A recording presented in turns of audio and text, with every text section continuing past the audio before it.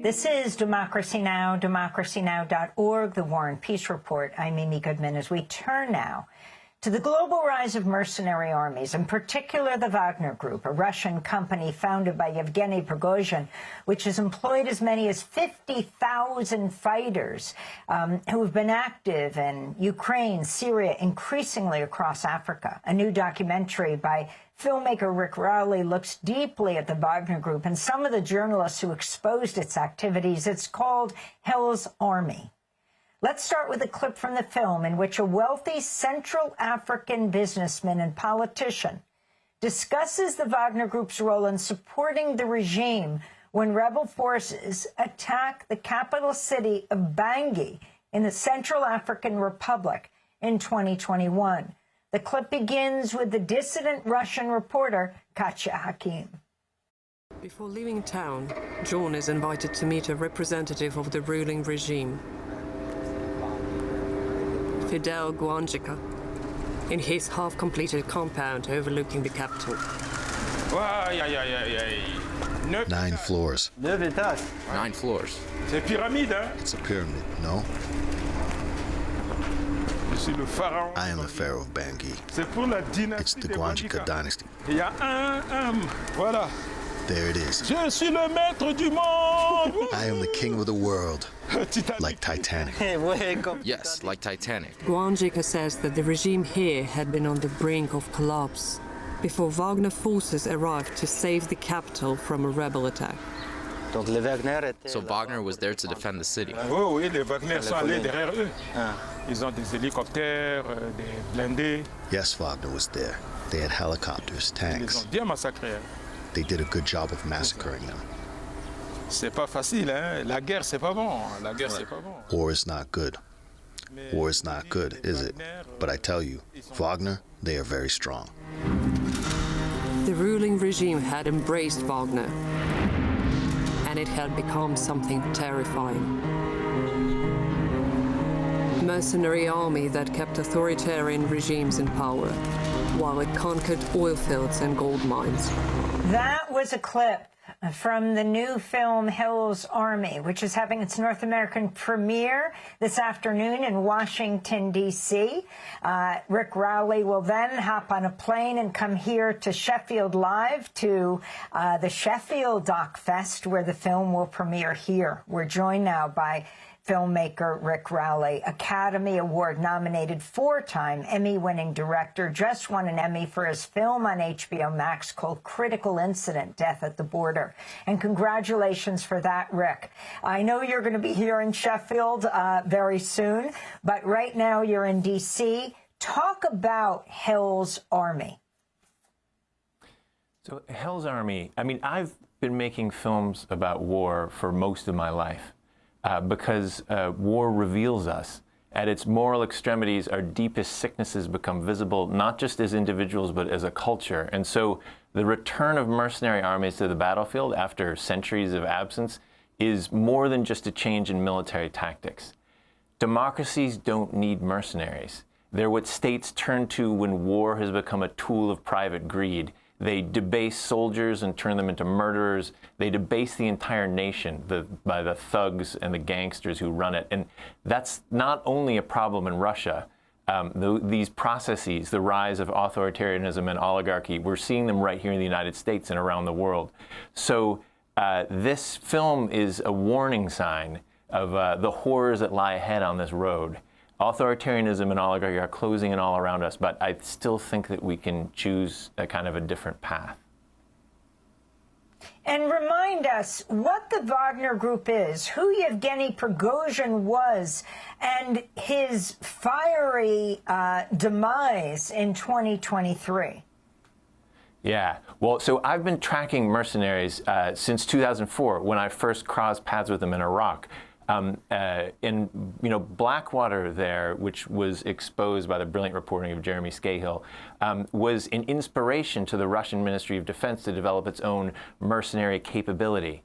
But when Wagner emerged from the shadows, first in Syria, it was clear that they'd realized an ideal, a terrifying ideal, that Blackwater and all of its descendants had failed to do. Wagner put 30,000 soldiers in the field at one time. They were larger than most of the armies in Europe. They're the first private company to conquer a European city in 500 years. And, as you saw in that clip, in countries like the Central African Republic, they're propping up autocrats while they seize oil fields and gold mines. I mean, when war is turned into a tool of private greed, it's a business that is always looking for areas to expand, and it's a scourge that should have been banned from the battlefield centuries ago. So Prigozhin's story and Wagner's story is incredible. It's like a parallel to the Hollywood film Scarface. Prigozhin was in a Soviet penal colony and was released into the chaos of post-Soviet St. Petersburg. He was a petty thug and a gangster who, probably ran money laundering outfits, casinos and restaurants linked to other figures in the underworld in St. Petersburg, who happened to cross paths with a rising star there, a former KGB agent named Vladimir Putin. And when Putin became president, Prigozhin became a billionaire. He was made a mini oligarch in charge of catering contracts for the state. But he really came into his own when the first Russian operations in Ukraine happened back in 2014. Then Wagner emerged as a mercenary army that spread from there, first to Syria, then to several countries in Africa, and then came back to Ukraine during the full-scale invasion. He was, Denis Korotkov, who's one of our main investigators and characters, and who has he was the first person to report of the existence of Wagner and has unprecedented access inside, looks on Prigozhin as sort of this pathetic figure. He's violent and vindictive, but he's also desperately eager to please Putin and his inner circle.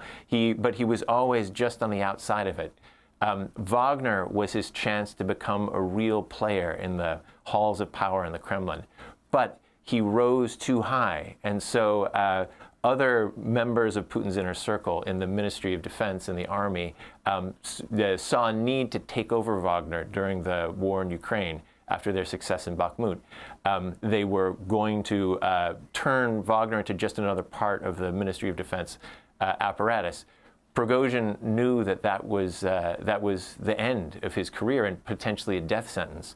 So he staged one of the most insane uprisings in Russia since the fall of the Soviet Union. A column of tanks headed to Moscow. They shot down helicopters and planes. He called that off and ended up dying in a plane crash, or his body was discovered after a plane crash, a flight between Moscow and St. Petersburg. Very clearly, if not ordered, at least authorized by Putin. But the important thing here is... And we just have a minute, Rick.